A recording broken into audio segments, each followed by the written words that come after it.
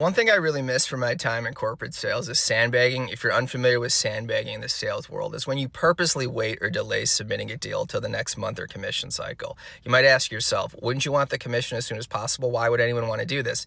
That's a fair question in a reasonable world, but there's always traps and consequences at a lot of sales jobs. The place I worked at, once you got past 200% for a month, they would start taking 50 cents on the dollar. So you might want to wait and actually make more money the following month. The second reason is you don't want to get in trouble, written up, and hassled. And if you miss 1 month, they will. Doesn't matter if you were 9,000% for a decade. You missed that first month, suddenly they're calling you in, blah, blah, blah. So you have every reason to wait.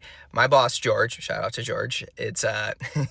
He was that rare guy who was a buffoon and malicious, right? Which is a rare combo people don't appreciate enough. They assume if you're kind of incompetent and stumbling around that you're going to be kind of affable and nice. Not always. A lot of times they can be malicious and just a complete fool. So again, shout out to George.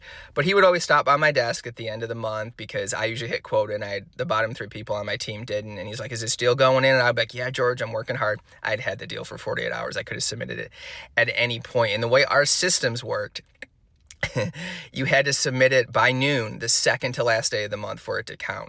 So we'd always do the charade, which became hilarious to me. I'd be like, yeah, George, I'm just waiting on the email. And then he kept stopping by, and then he would the last day. And I go, yep, George, I got the deal. And knowing full well I submitted it at like 12:03. And then he'd report the numbers up to his boss. And then we'd have the exchange the following week when stuff hit the system.